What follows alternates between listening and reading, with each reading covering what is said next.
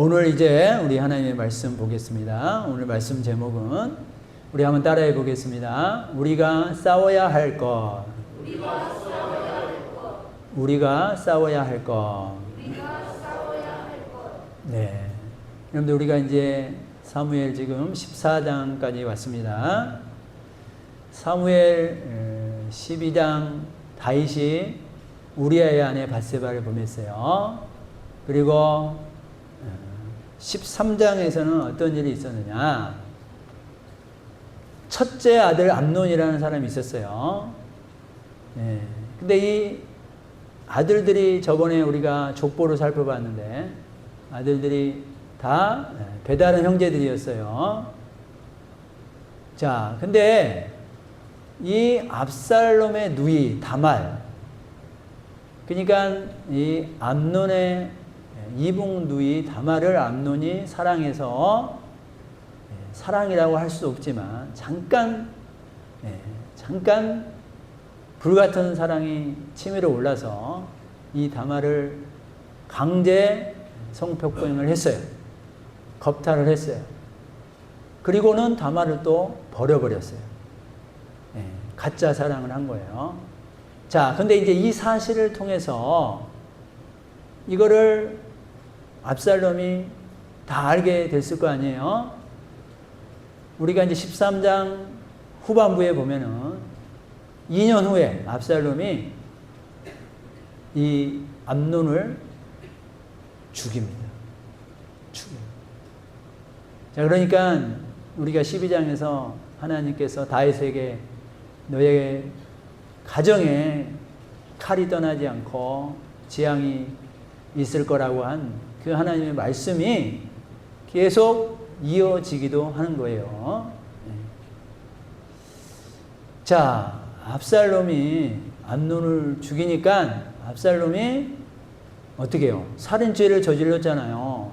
그래서 이 예루살렘 궁전 안으로 들어오지 못하고 있어요. 그리고 그술이라는 지역으로 가서 3년을 보냈다 이렇게 되어 있어요. 압살롬이 3년을 보내고 있어요. 자, 그리고 이제 이 14장이 되면서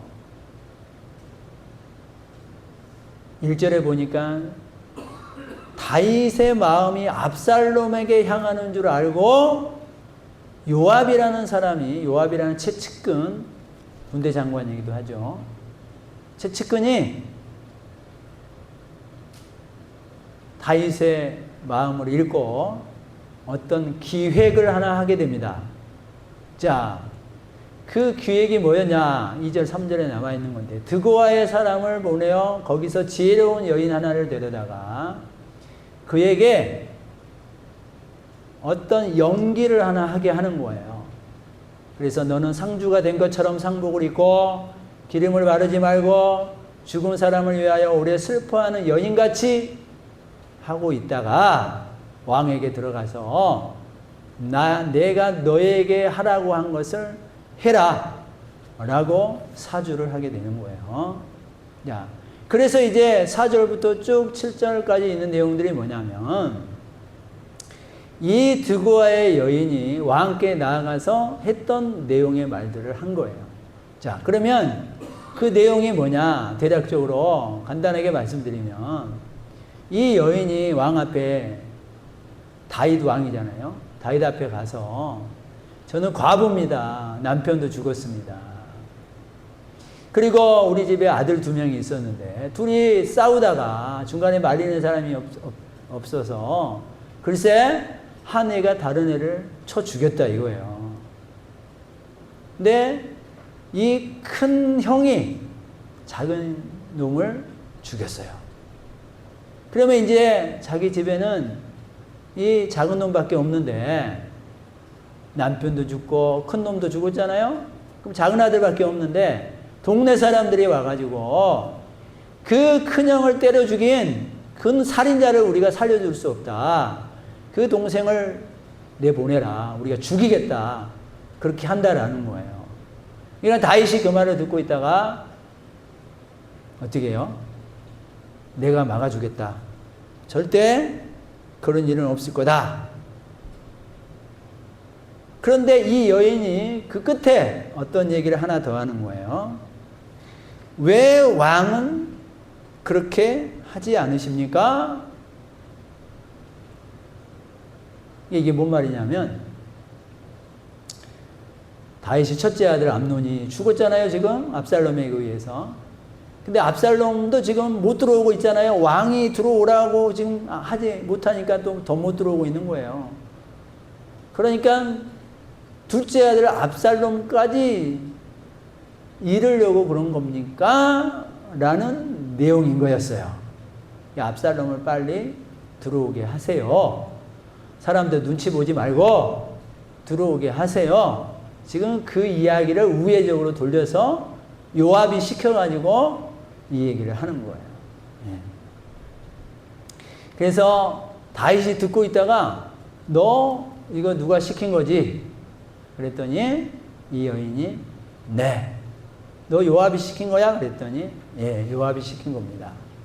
요압이 내 입에 할 말을 넣어주었습니다. 그 얘기를 하는 거예요. 그래서 이제 그 말을 듣고 있다가 다윗이 21절에 보니까 왕이 요압에게 이르되 내가 이 일을 허락하였으니 청년 압살롬을 데려오라 하니라. 그래서 그 암논을 죽인 압살롬을 마치 마지못해 오게 하는 식으로 해서 오게 하는 거예요. 네. 자, 이게 이제 우리가 14장의 앞부분에 있는 내용입니다. 자, 여러분들이 이 얘기를 하나 지금 머릿속에 가지고 계시고, 그 다음에 우리가 12장에서 들었던 내용, 여러분들 잘 아시는 내용이에요. 다윗이 밧세바를 범하고 그게 죄인지도 모르고 뻔뻔하게 살아가고 있을 때 하나님이 선지자를 보내죠. 그래서 그 선지자가 바로 본론에 들어가지 않고 어떤 이 얘기를 하나 해줬다 그랬어요. 자, 그래서 부잣집하고 가난한 집이 있는데, 가난한 집은 암양 새끼 하나를 식구처럼 기르는데, 글쎄 부잣집에 손님이 하나 왔다고 그 부잣집이 자기 집에 소와 양이 많이 있음에도 불구하고 가난한 집에 암양 새끼를 빼앗아서 그 손님에게 대접했습니다. 그랬더니 다윗이 그 얘기를 듣고 그 사람은 마땅히 죽을 자라. 그랬더니 나단 선지자가 당신이 그 사람이라. 그 얘기를 했던 내용 여러분들 기억하시죠? 자, 보세요. 이게 하나님이 보낸 사람 하나님의 말씀이에요. 하나님의 말씀은 죄를 짓고 있는 다윗에게 어떻게 말씀하고 있어요? 하나님의 말씀은요, 다윗의 기분을 북돋아 주거나 다윗을 지지해 주거나 다윗이 잘했다고 해주거나 그러지 않아요. 그의 죄인됨을 드러내게 하고 있어요. 그를 깨지게 하는 거고 깨우치게 하는 거고요. 회개하게 하는 거예요. 그래서 생명으로 가게 하는 거예요. 이게 하나님의 말씀이었어요. 사랑하는 성도님들, 여러분들 제가 강단에서 자주 드리는 말씀이기도 합니다. 하나님의 말씀과 인본주의를 여러분들이 잘 구별하시기를 주의 이름으로 축원드립니다. 12장은 하나님이 나단 선지자를 통해서 주신 하나님의 말씀인 거고, 14장의 이 스토리는 철저하게 요압이라는 사람이 다윗의 마음, 다윗의 환심을 사기 위해서, 그리고 나중에 자기가 더 큰 자리라도 하나 더 얻기 위해서 다윗에게 기쁨을 가져다 주기 위해서 다윗의 마음을 읽고 이 일을 계획했던 거예요. 다윗의 마음에는 지금 누가 지금 이 얘기를 해준 요압이 은근히 좋죠. 살인자를 여러분들 그냥 궁에 들이면 많은 사람들의 눈초리가 따가울 거 아니에요. 그러니까 이렇게 오게 하는 이 하인들이 있음으로 인해서 마지못해 오게 해서 이제 여러분들 장남이 죽었으니까 이제 압살롬이 이제 장남 격에 있는 거가 되는 거잖아요.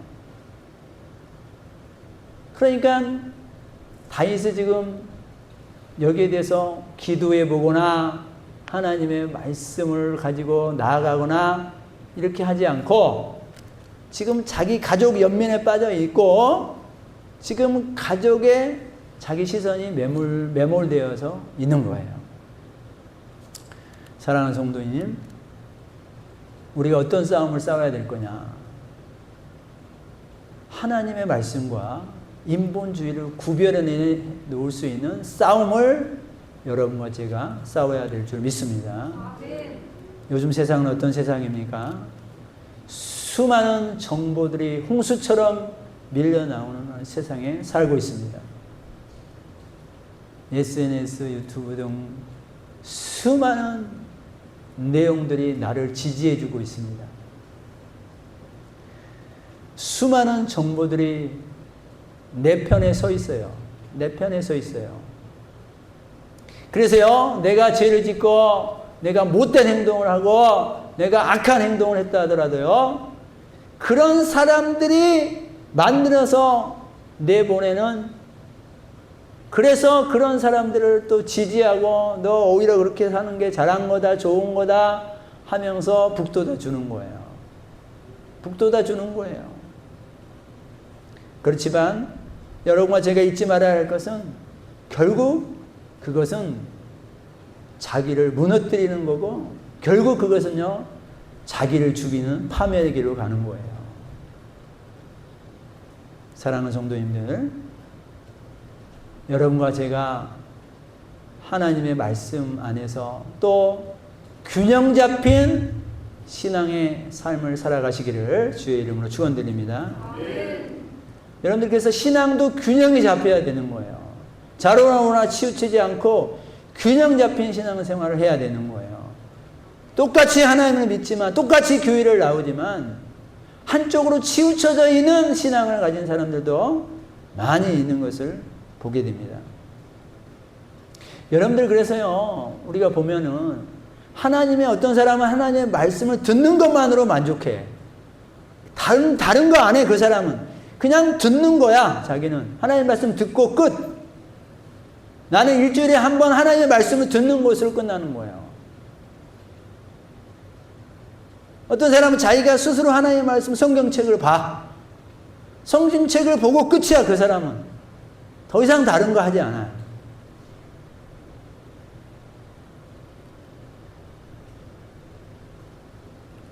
어떤 사람은 하나님의 말씀을 하나라도 살아내려고 해요. 실천하려고 해. 하나라도 적용하려고 해요. 어떤 사람은 그 말씀을 실천하기 위해서 예를 쓰고 기도 시간을 따로 가져. 왜? 기도하지 않으면 내 힘으로는 그걸 할 수 없으니까 기도하는 거예요.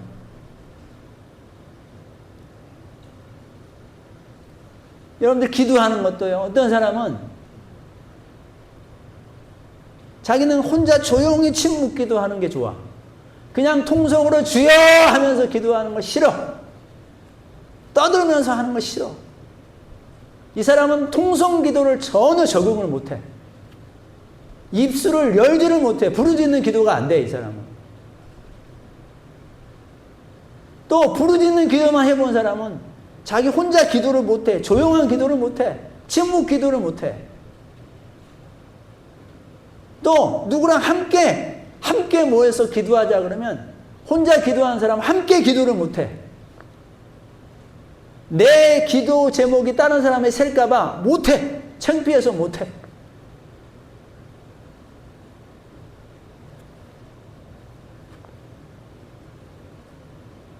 어떤 사람이 그랬대잖아요. 제가 한두 번 말씀드린 것 같은데, 새로운 목사님이 부임을 했어. 그래서 목사님이 조용조용한 스타일이야. 그래서 우리 새벽 기도 끝나고 우리 우리 자기 개인 기도하십시오. 조용히 침묵 기도하시고, 작은 소리 내서 하시라고. 그렇게 2, 3일 하다가 듣고 있던 어떤 성도님이 목사님에게 찾아왔어. 목사님, 그걸 기도라고 하십니까? 그걸 기도라고 가르치고 있습니까? 소리를 내서 기도하게 해서, 우리 전 목사님은 소리 내서 기도하지 않으면 기도라고 하지도 않았어요. 목사님, 그걸 기도라고 하십니까? 하면서 목사님을 가르치려고 하는 거예요. 그 사람의 입장에서는요, 통성 기도가 아닌 다른 기도는 기도가 아닌 거야. 그 사람의 입장에서는. 보세요. 이게 균형 잡히지 못한 성도들의 모습인 거예요. 우리는요, 사도 바울이 말씀한 것처럼, 성경을 통해서 말씀한 것처럼, 우리는 가난에 처할 줄도 알고 부유에 처할 줄도 알아야 된다고 그랬잖아요. 우리는요, 여러분들, 내가 혼자 기도할 수 있어도 되고, 둘이 할 수도 있어야 되고요, 100명이 같이 할 수도 있어야 되고요, 소리 내서 할 수도 있어야 되고요, 소리를 다 부르짖고 하면서 할 때도 또 나 혼자 조용히 기도할 수도 있어야 되는 거예요. 정답은 없어요. 정답은 이것만 맞습니다, 그런 건 없어요. 그 교회의 흐름 따라서, 또 그 교회의 형편 따라서, 또 그 기도의 어떤 내용의 형편 따라서 그렇게 하는 거예요. 그러면 내가 이 부분에 좀 약하구나, 그럼 내가 이 부분에 조금 더 내가 힘을 써야 되겠구나, 이렇게 해석하고 생각하시면 얼마나 좋겠어요. 그런데 그걸 못 참고 따지고 드는 거예요. 그걸 못 참고 따지고 들어. 이게 균형 잡히지 못한 신앙의 모습이다 라는 거예요. 또 어떤 분은 목사님에게 막 유튜브를 보내. 우리 교회에 저한테 보는 사람 없어요. 우리 교회 사람들이 그랬다는 게 아니에요. 유튜브를 보내가지고 자기 한쪽으로 치우쳐져 있는 그거를 목사님한테 어필을 하는 거야. 어필. 어떤 교회는 목사님이 죄에 대해서 많이 강조하거든요. 그분은 너무할 정도로 죄에 대해서 강조해요. 여러분들은 오늘 또 수천 가지의 죄를 짓고 왔습니다. 죄인입니다. 죄인입니다. 예배 때마다 당신 죄인입니다. 죄인입니다. 그 얘기를 너무 들으니까 어떤 분이, 아니 목사님, 우리가 죄인인 건 맞지만 너무 그렇게 우리 그래도 세상 사람보다는 좀 낫잖아요. 그 생각이 지금 죄다고 말해요, 지금. 그렇게 조금이라도 낫다고 생각한 게 죄라고. 따지고 보세요. 우리가 얼마만큼 죄를 짓는지 아세요? 하면서 또 가르쳐 줬어요. 여러분들, 그래서 어떤 사람은 자기 어필하기 위해서, 자기 신앙의 색깔을 어필하기 위해서 목사님한테 반대쪽에 유튜브로 막 보내는 거예요. 이거 보라고, 목사님. 아유, 얼마나 괜찮다고 얘기해 준 이 설교 내용이 얼마나 좋아요. 자, 사랑하는 우리 성도님들, 세상에는요, 좋은 철학적 말들도 많죠. 좋은 격언들도 많고 감동이 되는 말도 많이 있습니다. 여러분들, 그것들이 나를 때로는 또 나의 감정을 풀어주기도 하고 기분을 풀어주기도 하죠. 사실이죠. 그렇지만 사랑하는 성도님들, 인본주의적인 말들은 결국 나를 잠깐은 좋게 할 수 있지만요, 결국 그것은 내 영혼을 살리지 못한다는 것을 여러분들이 꼭 구별하시기를 주님의 이름으로 축원드립니다. 여러분들, 역사적으로 보면 계몽주의 시대가 있었잖아요. 이 계몽주의가 권위에 대한 어떤 혁명이잖아요, 대항이잖아요. 그래서 많은 좋은 말들이 많았어요. 계몽주의 철학자들도 많고요. 근데 계몽주의의 그 뜻이 뭐냐면 빛을 줄 수 있다, 이런 뜻을 가지고 있는데, 여러분들 무슨 참 빛을 줄 수 있어요? 다 그들이 하는 말은 가짜 빛이에요. 가짜 빛. 결국 계명주의가 우리에게 준 것은 뭡니까? 하나님 없이도 살아갈 수 있다고 얘기하는 거예요. 하나님 없이도 살아갈 수 있다. 하나님 없는 만족, 하나님 없는 유토피아. 결국 1, 2차 세계대전을 통해서 완전히 박살나고 다 끝났어요. 실존주의, 개인의 자유와 책임을 강조하는 실존주의. 그래서 다 사람을 위하는 척하고 사람이 좋은 척하지만 아니요. 그것들은 다 인간을 망가뜨리는 거고요. 다 하나님을 멀리하게 하는 거예요. 다 너 식대로 살아라. 너 방법대로 살아라. 너가 잘 되면 되고 네가 행복하면 되는 거야. 네 기분이 만족하면 되는 거야. 다 인본주의적인 말인 거예요.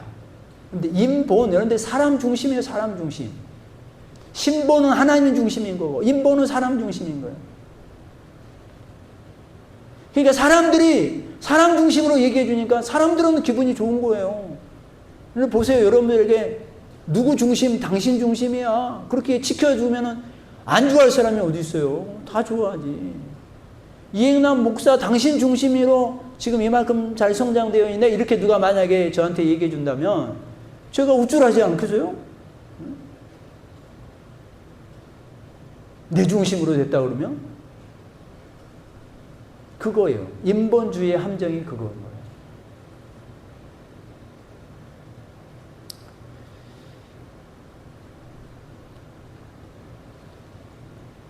결국 여러분들이요, 인간들이 지어낸 모든 말들 있잖아요. 철학자들이 지은 모든 말들, 가수들이 지은 모든 가사들 다 따지고 보면 뭐냐? 따지고 보면 다 인본주의인 거예요. 인본주의. 그래서 그 노래 가사처럼 살다가 그냥 황홀하게 살다가 그냥 어떤 날 그냥 황홀하게 죽자. 근데 죽음이 황홀한 게 어디 있어요? 낭만적으로 죽자. 죽음이 낭만적인 게 어디 있어요? 노래 가사에 낭만스럽게 표현해놓고 죽음의 사자가 으르렁거리는데 그 어둠의 죽음의 사자가 으르렁거리는 것을 낭만적으로 표현해 놓는 거야. 그냥 낭만적으로 죽겠다. 이 죽음 괜찮은데? 한번 시도해 볼까? 다 인본주의, 함정에 빠져서 결국 하나님 없는 죽음을 맞이하게 하는 거예요. 결국 사단의 전략인 거예요. 사단의 전략. 여러분들요, 교회를 다녀도요, 지옥에 가는 사람이 있지요. 여러분들 교회 안에도 알곡과 가라지가 있다 그랬지 않습니까? 교회를 다니는데 왜 그러면 지옥을 갈까요? 여러분들 병원을 예를 들면 환자가 병원에 다니는데도 이 사람이 회복이 안 돼. 왜 그러겠어요? 이유는 두 가지예요. 첫째는 잘못된 의사를 만난 거예요. 사이비 의사를 만난 거야. 오진을 했어, 오진을. 그러면 그 병이 낫겠어요? 오진을 했는데. 두 번째는 제대로 된 의사가 처방을 해줬어. 근데 처방대로 안 살아.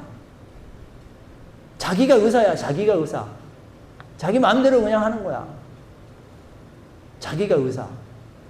그러면 여러분들 낫지 못하는 거예요. 여러분들 우리가 교회 다니고 하나님 말씀 듣는데도요, 잘못된 이단 사이비 교수, 지도자를 만나면 구원받지 못하죠. 또 하나님의 말씀을 정통적으로 전했는데 내가 하나님이야. 이럴 때는 이렇게 하면 되는 거야. 저럴 때는 저렇게 하면 되는 거야. 저럴 때는 그냥 살짝 놔줬다가 또 그냥 내 임의대로 생활했다가 또 주일에 한 번쯤 나가주고 그렇게 그냥 눈치껏 그냥 신앙생활 하면 되는 거야. 그러는 사람은 구원을 못 받는 거예요. 교회를 나가도 구원을 못 받는 거예요.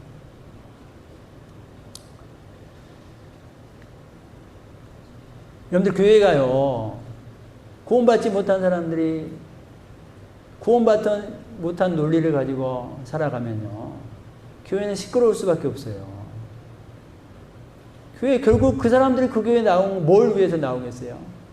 결국 자기 감투 하나 쓰려고 나오는 거고 자기 유명세 가지고 결국 자기 장사하려고 자기 사람들한테 어필하려고 나오는 것밖에는 뭐 아니죠.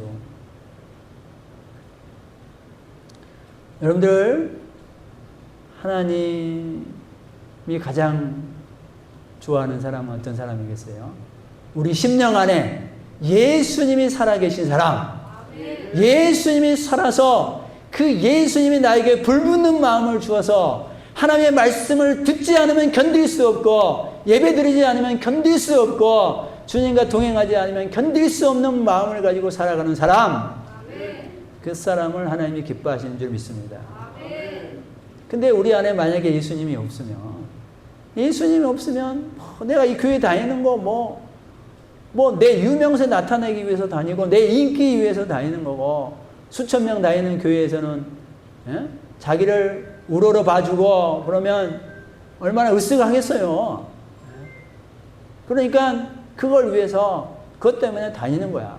그것 때문에 교회에서 또 내가 큰 또 한 자리 하고 직분도 맡고 그러면 또 네네네 해주고 그러니까 좋은 거야. 그게 좋은 거야.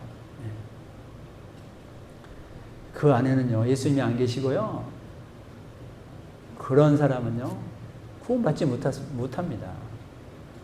교회에 나오지만 구원에 이룰 수 없는 거예요. 그래서 마귀는 그 안에 예수님이 들어가 있는 사람이 가장 두려운 거예요. 마귀가 가장 두려워하는 대상.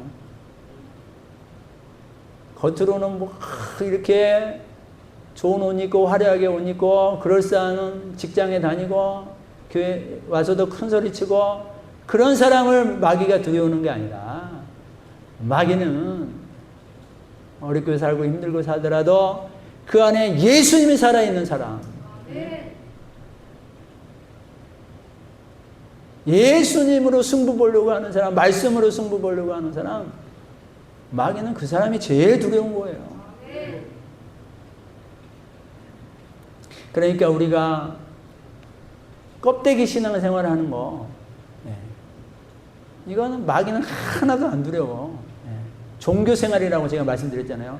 열심히 교회 왔다 갔다 하고 열심히 또 섬기기도 하고 봉사도 하고 그런데 그 안에 예수님이 없어. 그게 종교생활. 종교생활을 얼마나 잘하는지 몰라요. 우리나라 사람은. 근데 마귀가 좋아해. 마귀가 너 그렇게 살아. 너 그렇게만 살아라.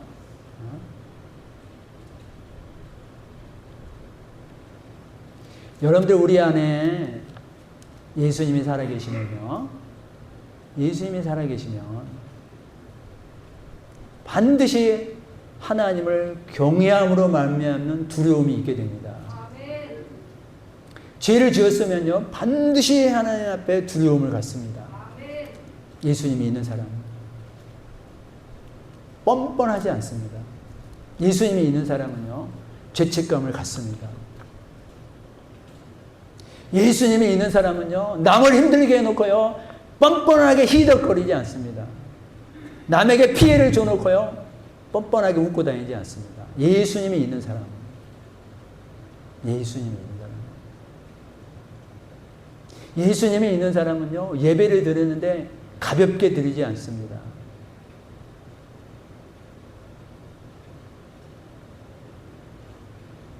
하나님의 말씀을 인간 말로 듣지 않습니다. 예수님이 있는 사람은요. 하나님의 말씀에 목마름을 갖습니다. 간절함을 갖습니다. 그게 예수님이 그 안에 살아계시는 성도님들의 모습인 줄 믿습니다.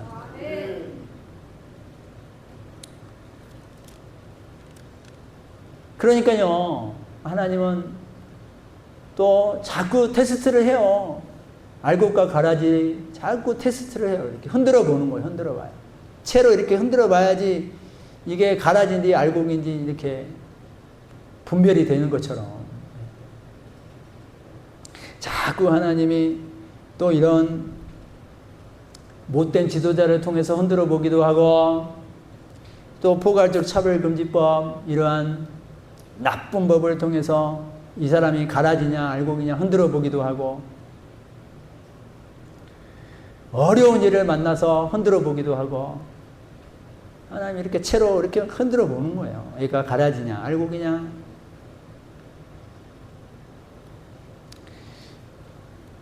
그럴 때 여러분들이 영적 분별력을 가지고 알곡으로 살아내시고 살아남기를 주의 이름으로 축원드립니다. 여러분들 이 14장의 인간 요압이 기획한 이 사건을 통해서 그럼 나중에 압살롬을 데리고 오지만 이 압살롬을 또 만나주지도 않아요. 또 그러니까 여기에 또 꿍하고 있는 압살롬, 결국 압살롬이 반역을 일으키잖아요. 나중에 우리가 보게 되는 거예요. 반역을 일으켜요. 그래가지고 이 이스라엘 백성들, 이 다윗의 군사들이 서로 치고받고 싸우고 난도질을 하는 비극이 일어나는 거예요. 왜요? 다윗이 지금 하나도 어떤 기준이 없어요. 말씀의 기준이 없어요. 기도하지도 않아요. 지 기분과 감정대로 하는 거예요. 그래서 지 기분, 감정 이해해주는 요압이 좋은 거고 요압 말 듣고 하는 거예요. 이게 여러분들 인본주의로 따라가는 사람들의 모습이다 라는 것입니다. 사랑하는 성도님들, 우리 자녀들도 여러분들 연민과 본능으로 키우시면 안 돼요. 기도 없이 말씀 없이. 엘리 제사장이 그랬잖아요. 엘리 제사장이 그 아들 홈리와 비느하스가 있는데 엉망으로 키웠잖아요. 하나님께 제사 드리는 그 고기를 있잖아요. 중간에 익지도 않는데 빼가지고 말이에요. 가져가는 거예요. 술안주 하려고. 그러니까 그 맡은 사람들이 이거 가져가면 안 됩니다. 그랬더니 야 비켜 임마. 내가 제사장이야. 내가 제사장의 아들이야. 가지고 와. 그리고 그 옆에서 수종드는 여자들을 강제로 취하고 말이에요. 이런 못된 제사장들의 자녀로 제사장이 된 자잖아요. 여러분들요, 분명한 말씀의 원칙과 기준을 가지고 가정도 운영하시고 자녀들도 이렇게 여러분들이 키우셔야지. 안 그러면 망할 놈 되는 거예요. 홈리와 비느하스가 망할 놈이 돼가지고 망했어요. 망했어. 그리고 그 홈리와 비느하스가 죽었다는 소식 듣고 이 엘리 제사장이 의자에 앉아 있다가 뒤로 넘어져가지고 목이 부러져 죽었더라. 이렇게 성경은 되어 있어요. 그가 하나님의 말씀을 지키면서 살았더라. 전사했더라. 순교했더라. 이게 아니라 의자에 앉아가지고 살이 비둥비둥 쪄가지고 소식 듣고 뒤로 넘어져가지고 목이 부러져 죽었더라. 그 아들들의 죄를요, 하나님이 가만히 두지 않았어요. 그래서 그때 나온 말씀이 뭐냐면 나를 존중히 여기는 자를 내가 존중히 여기고 나를 경멸히 여기는 자를 내가 멸시하리라 그랬다. 멸시하리라. 사랑하는 성도님들, 우리는 인간 세상에 살고 있어요. 인간들이 살고 있는 이 세상은요, 인본주의가 판치는 세상입니다. 여기서 여러분과 저를 우리 하나님이 부르셨어요. 자, 이사야 43장 1절 시작. 내가 너를 구속하였고 내가 너를 지명하여 불렀나니 너는 내 것이라. 아멘. 골로새서 시작. 그가 우리를 흑암의 권세에서 건져내사 그의 사랑의 아들의 나라로 옮기셨으니. 아멘. 우리를 건져시고 우리를 불러내신 성경의 말씀들은 너무너무나도 많아요. 여러분들, 그러면 왜 인본주의가 판치는 세상에서 여러분과 저를 우리 하나님께서 부르셨냐 이거예요. 왜 부르셨냐고요. 왜? 이제는 하나님의 자녀가 됐으니까 하나님의 나라의 원리를 가지고 살라고. 이제는 하나님의 관점으로 살라고. 이제는 세상에 속하지 않고 살아가려고 여러분과 저를 부르신 줄을 믿으시기 바랍니다. 이제는 구별되게 살고 이제는 하나님의 눈으로 세상을 해석하면서 살라고 여러분과 저를 부르셨단 말이에요. 근데 똑같이 우리가 세상식으로 해석하고 세상식으로 같이 희희낙낙하고 세상이 좋아하는 것에 나도 좋아하고 세상이 싫은 것에 나도 싫어하고, 그게 아니라 우리는 하나님이 싫어하는 것에 나도 싫어하고 하나님이 좋아하는 것에 나도 좋아할 수 있는 신앙이 되시길 주의 이름으로 축원드립니다. 하나님이 가는 시선에 내가 가 있는 거예요. 하나님이 저 민족을 보고 마음을 아파하고 있다면 나도 같이 마음을 아파해 주고 나도 같이 그 일을 위해서 기도해 주는 거예요. 하나님이 저 일을 보고 기뻐하면은 아 그래 나도 박수 쳐주고 응원해 주고 기도해 주는 거예요. 나도 힘을 보태 주는 거예요. 하나님이 아 저렇게 뜨거운 여름날 또 전도하는 사람도 있구나, 저걸 기뻐 보시는 우리 하나님이다 하면 내가 같이 전도를 해주거나, 전도를 못하면 내가 전도 후원이라도 해주거나 전도 헌금이라도 해주거나 전도 물품이라도 보내주거나 하는 거예요. 근데 혀를 차면서 이 더운 날 무슨 전도나 하고 있냐고 혀를 차고 있으면 세상 사람하고 뭐가 다르냐 이거예요. 사랑하는 성도님들, 하나님이 우리를 부르신 이유 다시 한번 우리가 한번 생각해 보셨으면 좋겠어요. 여러분들 우리 안에는요 거룩한 부담감이 있어야 되는 거예요. 여러분들 하나님을 믿는 사람이 하나님의 일이 진행되는 데 있어서 내가 아무런 부담감이 없어요? 죄송합니다만 그 사람은 그 안에 예수님이 없는 분이에요.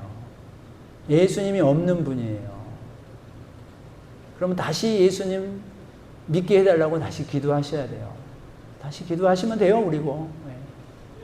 여러분들, 내가 주의 일을 하나도 안 하고 방관만 하고 있고 구경만 하고 있는데 내 안에 아무런 부담감이 없어요.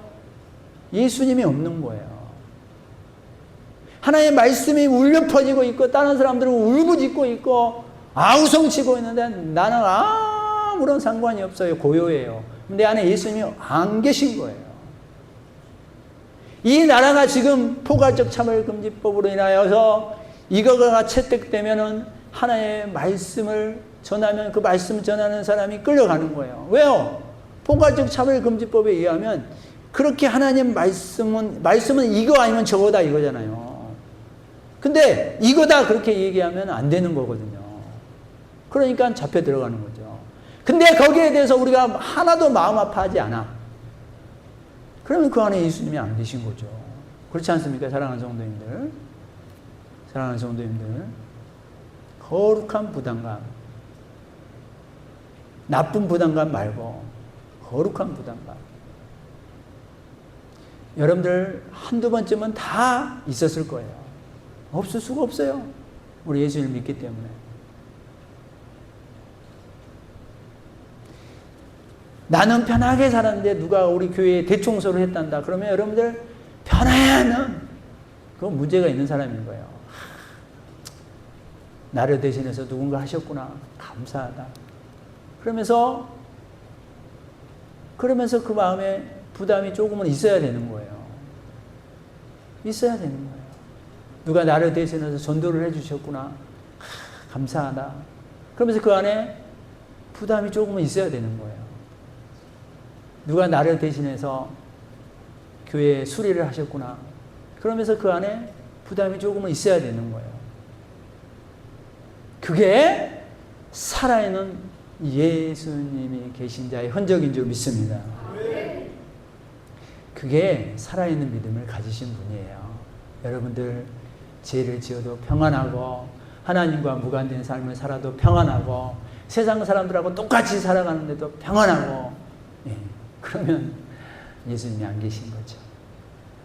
내가 너를 구속하였고 내가 너를 지명하여 불렀나니 너는 내 것이라. 여러분과 저는 이제 하나님의 백성이 된 줄 믿습니다. 하나님의 자녀가 된 줄 믿습니다. 그의 이름이 생명책에 기록된 줄 믿습니다.